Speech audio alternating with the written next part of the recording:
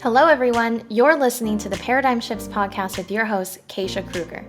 I'm an organization development practitioner and executive coach, working with leaders to create positive changes in the workplace using behavioral science.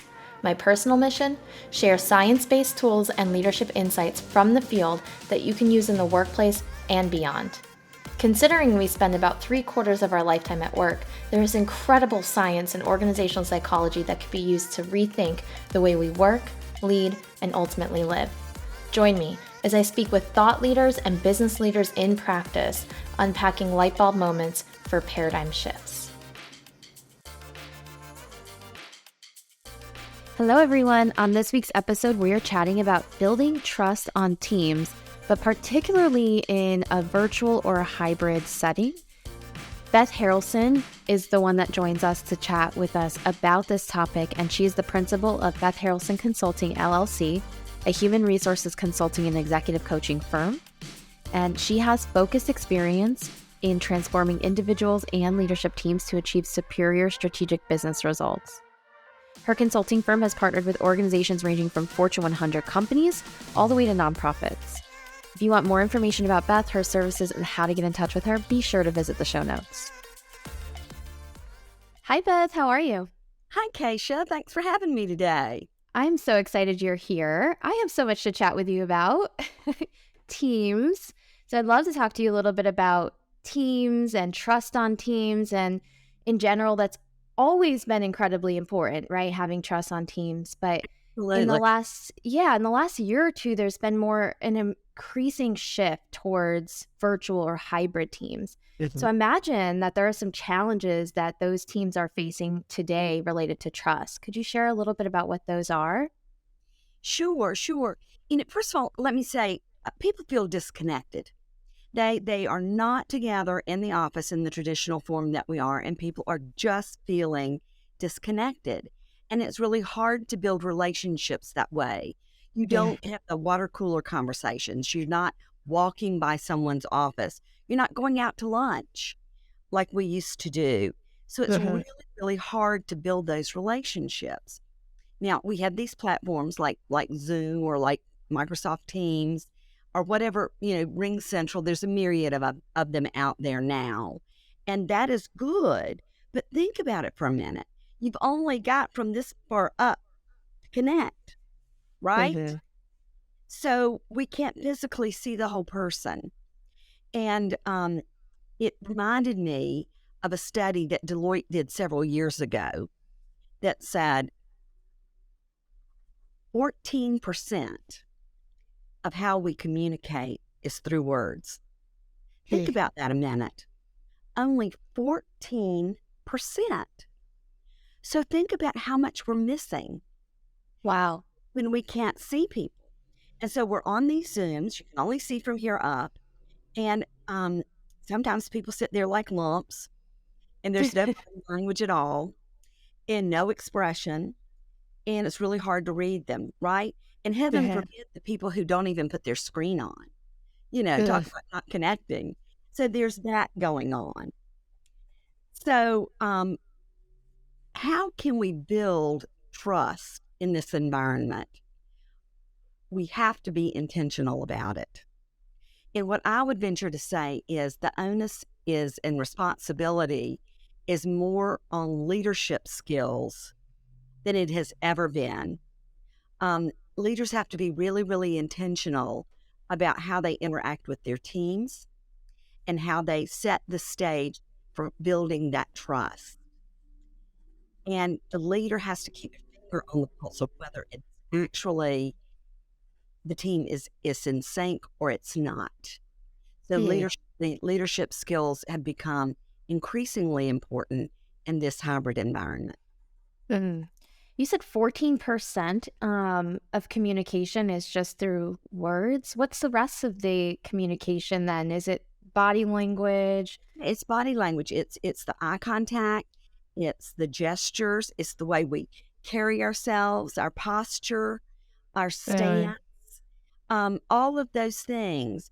Keisha, if you think about someone who's walked in a room and you can just tell they're angry, right? Just in the carrying themselves, the look on their faces. And we miss a lot of that in this hybrid environment, or whether someone's happy and having a Mm. great day and how much that comes across. So I can imagine that would lend itself to almost like a tone deafness in a sense, right? And if you're in a virtual setting, you're on a team, you don't notice that someone is having, a nervous breakdown or maybe feels a little uneasy, unsettled, then you might say something that unintentionally it conflicts with that individual's current thought process, right? Or That's right. potentially their mood, right? That's right. Okay. So there's a So that disconnect. So it's a mhm. good way for people then who will go up their ladder of inference and make assumptions about what someone is saying that may not actually be true. Mm. So the biggest challenges then they're facing is that disconnect of information. Yeah. Yes, I think so. Okay. And that breaks down trust because you need all that information to be able to say I can trust this individual can trust me. So So what are some signs that trust does exist within a team then? yeah, I like to think about Mayor Davis and Shorman's study of trust in teams from way back in the 90s. They ended up having a definition of trust that's the most widely accepted now. And the way I have adapted it, I the way that they describe it and the way that I've adapted it for my work is there's three levels of trust. At the very most basic level, there's this competency trust. And what that means is I trust that you have the skill set and ability to do your job. That's Sure. just the very basic level of trust. Second level of trust is transactional trust. I trust you to do what you say you're going to do. Trust you to deliver to me what you promise. And when Mm. that's done over time, that trust increases. Now, Okay. So that takes some time to build then. it does take some time to build. And then the third level of trust, which takes longer to build, is that benevolence level trust, which means I not only trust you to do what you say you're going to do, but I believe you have my best interest at heart. I believe Mm. that you're going to represent me well when I'm not in the room, that you are going to represent me as if you're representing yourself. And Mm. in teams that can achieve all three levels of trust can be really high performing. I think that that benevolence trust is really hard to achieve. Yeah, Um, what's like the success rate at achieving that level of trust on a team, do you think? well, I think that most teams have to be really, really good at it, at focusing on it Mm. and making those team charters or working agreements and then practicing them, right? And so I would tell you that where teams get stuck, and I think this hybrid environment has lent itself to it, is they get stuck at that competency or transactional trust. Oh, And wow. and communication may break down, and so it's harder for teams to achieve it. So that again, the onus is on the leader to be able to continue to foster and champion it. So the signs that trust doesn't exist, if we're thinking about that, are Mhm. um, A, there's no intentionality of the leader to want to try to build it. And I think a best practice for hybrid teams is to come together in person at some regular cadence, whether Mm. that's, I think the best would be at least quarterly, but I Okay. have some clients that are doing it twice a year and some that are doing it once a year. But And when this they is in person, right? in person, yes, Okay. then do some focused team building activities to build that basis of relationship. And And I think that's where that you get really intentional, right? Because you can that's say, we're really focused on XYZ of our team charter, a working agreement, integrating that into this team building activity. I think that's really important for building it. And then also, then carry some of that learning back to those hybrid teams, the meetings, right? And so when you're having your virtual team meetings, um, plan for an hour, but plan for 10 minutes of the hour to be focused on connecting team members. And you can have fun icebreaker questions, or you can just do check-ins of, what's important, what's going on in your family, what are you doing for the holidays, what do Mhm. you what's one important thing that's going on in your life outside of work that you can share with the group, um, and make some intentional time to share, and then run a really efficient meeting the rest of the 50 minutes, right? And I Uh-huh. know that's easier said than done, right? Because we're all short of time. That's the one thing that doesn't seem to be enough of. So the intentionality is important on the leader's part. Yeah, so I like those three best practices: meet in person quarterly, be intentional about focusing on team building activities, and then if you bring it back to virtual space, make sure that you are connecting for at least 10 minutes on, checking in, right? How are we doing? And not missing out on the human experience, the human side of Right. sometimes what could be forgotten on these virtual teams, right? Right. Right. And there's one more thing that I don't want us to skip over is Uh-huh. when we have new employees join the team, the onboarding process is critical. Yeah. And ensuring that not only are we communicating well about the mission, what the team does, what the team's function is, but connecting the new person to each member of the group. So I would recommend as a best practice when a new employee joins, if it is in a virtual environment, to ensure that one-on-one meetings is set up with the new employee with each person on the team in order to begin to build that rapport and relationship. Mm. No, that's fantastic.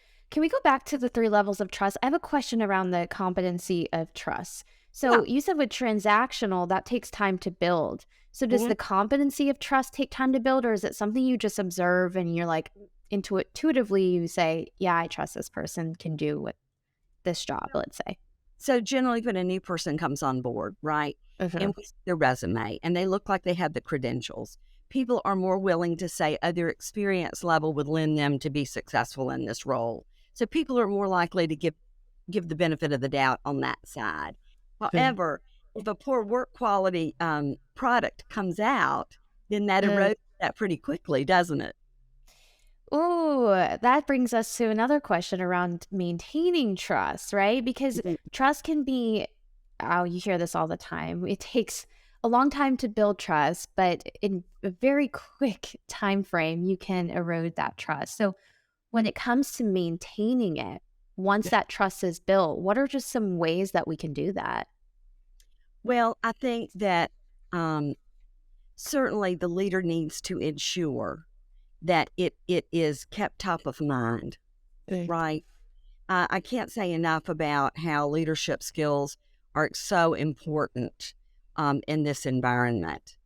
And I think the leader has got to ensure that they do those quarterly sessions or semi-annual sessions that focus on the team building, build the time into the meetings, make sure that they're having their one-on-ones with their employees and checking in on how they're doing and how they're feeling about the team.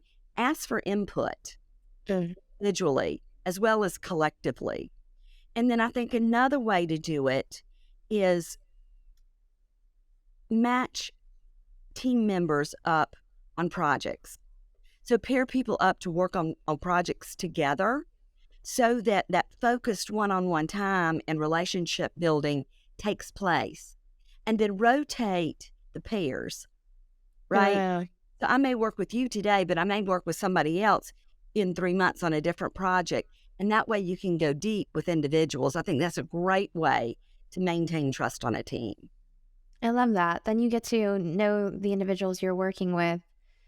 So we now are talking, so we've talked a little bit about what are some of the signs that trust does exist within a team. What are some signs that it does not exist within a team? Can we talk a little bit more about that part? Well, sure. Well, sure. I think that, um, one of the quickest ways to see that there's no trust is um, communication breaks down. Communication Hmm. breaks down quickly, right? And that means people aren't being forthright with sharing information. They're not thinking about this information that I just learned is going to impact you, Keisha. And so Hmm. I need to be cognizant of coming to tell you about that. Hmm. And so it can break down when you don't get the information you need from me, right? I think that's one Right. way it can. And I think avoiding conflict on a team. Healthy conflict is good for a team. And it is okay to disagree because we can all learn from one another that way. Hmm. But I think avoiding the conflict and letting it simmer and fester, that erodes trust as well, How often do you think people avoid conflict on teams? all the time. All the time. I imagine that as well. I think they do, and it's easier to avoid it in this virtual environment because I'm not sitting across the table from you and Ugh. watching your body language and watching you peer into my eyes in a real way. And I think that's an issue. I agree. I think the virtual environment makes it easier to avoid conflict and more difficult to address it. It's uncomfortable already to address conflict, but when you have the technological barriers in place, it almost feels like more difficult, more challenging to address that conflict because it's not a very comfortable experience, right? That's right. That's right. Again, it's back to those team charters and working agreements, and then Mhm. the leader holding the team accountable for abiding by them, right? What's a team charter, Beth? What's a Okay. team charter? I like to just call it working agreement. So the team Mhm. gets together and says, here's how we're going to work together. Here's what we're going to do around trust. Here's what we're going to do around managing Mm. conflict, Yeah. making commitments for decisions, and Oh. holding each other accountable, right? So the commitment piece is we all are on a call and we not in agreement that we're going to support a decision, and then people go away from the call and then don't really support it, right? So, Oh, so go ahead, sorry.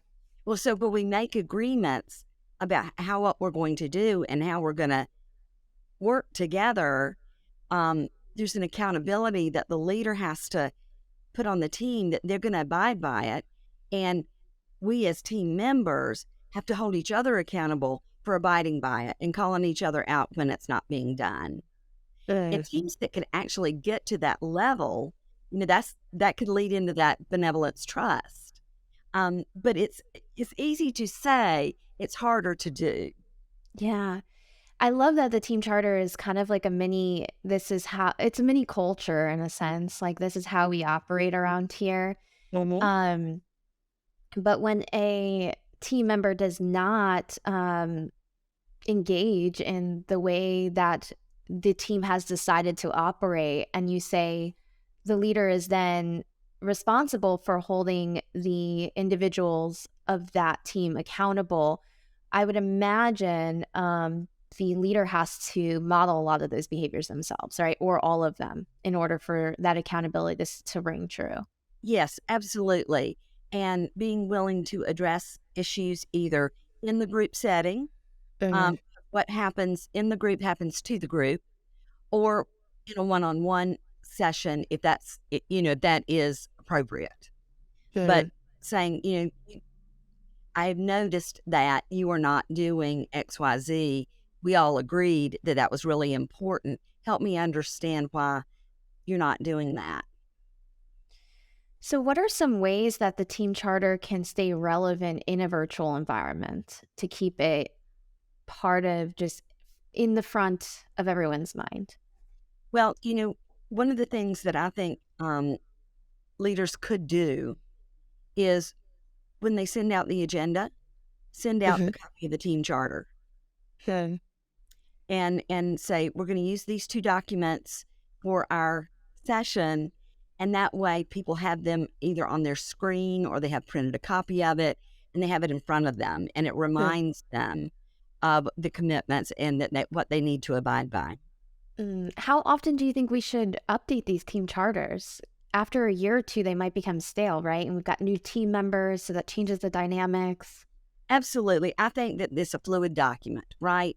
Because there are Sure. going to be things that happen in your business, in your company, that is going to cause you to maybe modify, right? So I think looking at it a couple of times a year is very appropriate.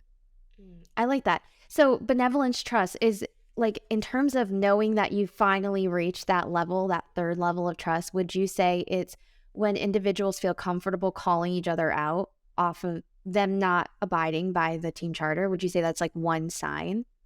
Yeah, I do. I do think that's a sign because the trust is there that they're not avoiding that conflict, right? They're not Mhm. afraid to address the issue because they're doing it in the spirit of they want the team to function really well together. It's not about calling out an individual punitively to embarrass them, but for the good of the team. You and I have had this conversation about you doing some work with your capstone thesis on the trust within teams, virtual teams. Can you talk to me a little bit about that? How was that experience? What was your interest? Why did you gravitate towards that? Well, when I did it, virtual and hybrid really weren't sexy yet. Yeah. They were just virtual teams were becoming a little more well known because global companies had to go to that model, right? So if I've got people all over the world, we have to somehow learn how to work together when we're not sitting together. So I got really kind of interested in that because I kept thinking about the global market was fascinating to me. So that is what attracted me to look into how to build trust on virtual teams. And does building trust on virtual teams create high performing teams? Right. And that's why I went in that direction. Little did I know that several years later, we would have this pandemic. And then all of a sudden, all the world would shift to that. Sure. So I feel like it was a great training ground for me to be able to help my clients navigate through some tough terrain. Oh, I'm sure you're using what you've discovered in your research all the time, at least really heavily in the past few years. Absolutely. And it's just been great experience to draw on. And all the research that we did, and I've kept, I've archived all my articles that I used, and I refer back to them. I refer back to them all the time. Yeah, so is the biggest, discovery was around, like, the levels of trust, and is that what you typically, bring to the surface when you are working with leaders? Yes, I do, and I talk about high performing teams, what a high performing team looks like, Mm. and the foundation for a high performing team is trust.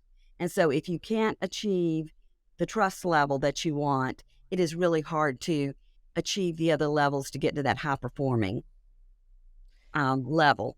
So what is like, when you're talking about high performing teams, define that for me. What does that look like? Okay, um, the model that I like to use that's the most, I think, easily understood is Patrick Lencioni's model. Mhm. Think about a pyramid. The bottom layer of that pyramid is trust. And the way Lencioni likes to describe it is more of that benevolence trust is the foundation, Oh, right? wow. That's the foundation of a high performing team. And Ooh. then teams that can achieve that level of trust, then they can do constructive conflict. And that is truly being able to challenge one another without defensiveness or anger or emotion in order to get to the best solution for the team. Then if you can accomplish trust and then that level of conflict, then healthy conflict, then the next level would be commitment, and that is the getting in a room, challenging one another, all gaining commitment, not consensus, for the path forward or a decision, and then everyone agreeing that when they leave the room, that everyone will support the decision, even when I may not have initially supported it. Uh, And then teams that can do trust, have healthy conflict, achieve that commitment, then those are the ones that reach that level of accountability, in that not just the manager holding the team accountable for fulfilling their working agreements, but we can hold each other accountable in a way that says, Keisha, this doesn't seem like you. Is something going on that is prohibiting you from following through like I'm used to you doing? And asking in a way that's genuinely in concern for the person. And mm-hmm. if you can establish that trust, have the healthy conflict, gain commitment, have that accountability among the team members, then the top of the pyramid is reaching the high performing team status. Wow. So,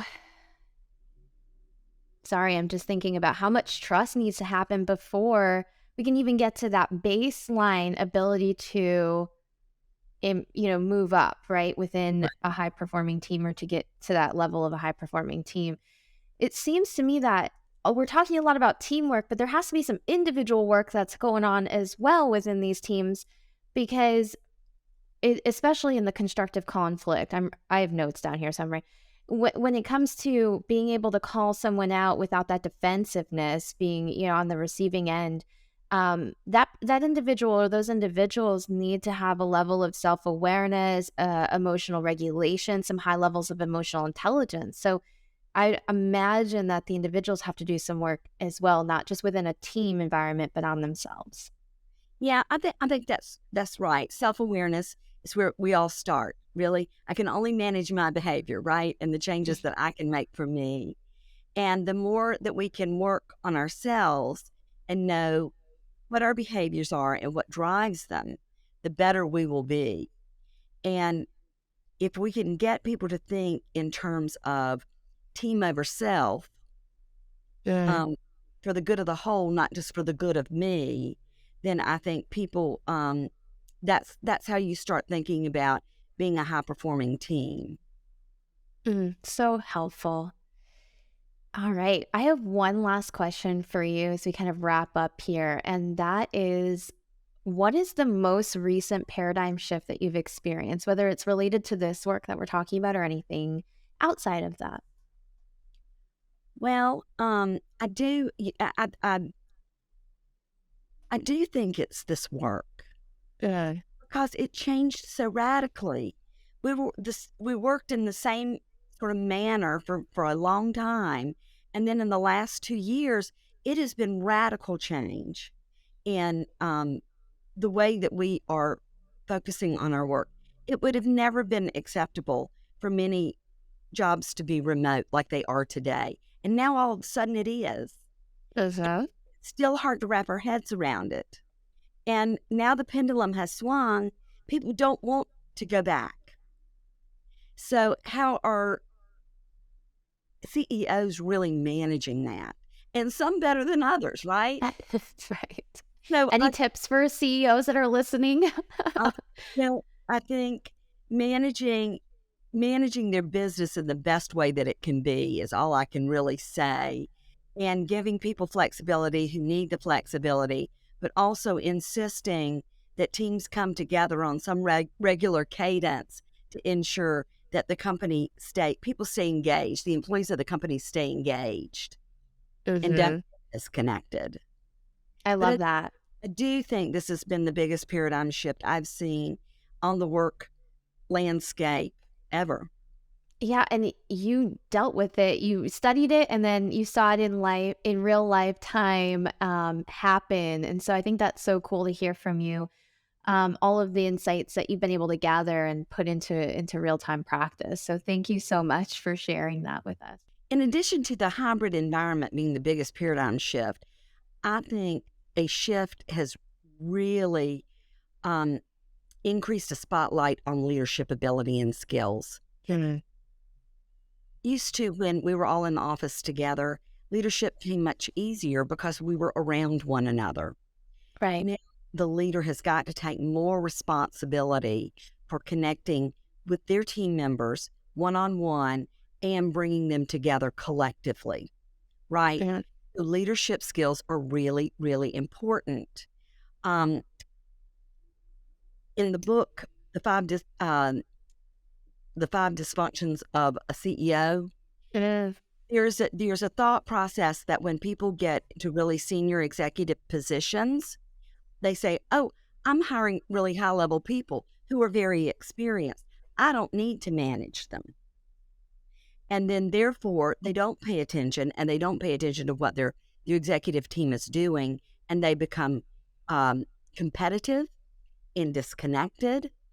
And I really think it's really important for the leader to really focus on leading at all levels. Yeah. And I will tell you that I like the way Gary Burnison, who's the CEO of Korn Ferry, talks about it. He says there are hard skills for the job that one has to have in order to be successful. And then there are harder skills Mm. that some people would say are soft skills, which I don't think so. I believe that the leadership ability is the harder of the two because you can learn those basic hard skills. I love that. I mean, you did talk a lot about how leaders really are the individuals who kind of they're the glue of the team in a lot of ways. And I enjoy the hard versus harder because I've chatted with someone else on a different episode about what are we going to call these soft skills, because they're not soft. We need a different name. So it's hard skills, harder skills. I like that. Maybe that'll get added to the circular discussions that continue to happen around that. I hope so. Well, thank you so much, Beth. Thank you for having me. Thank you so much for tuning into this week's episode. If you enjoyed this conversation, don't forget to leave a review, rate, and subscribe wherever you're listening. If you know a business leader in practice or friend who you think would be interested in this episode, please consider sharing it with them. I am so grateful for your support. For more updates, you can follow us at Paradigm Shifts Podcast on Instagram. See you on the next episode.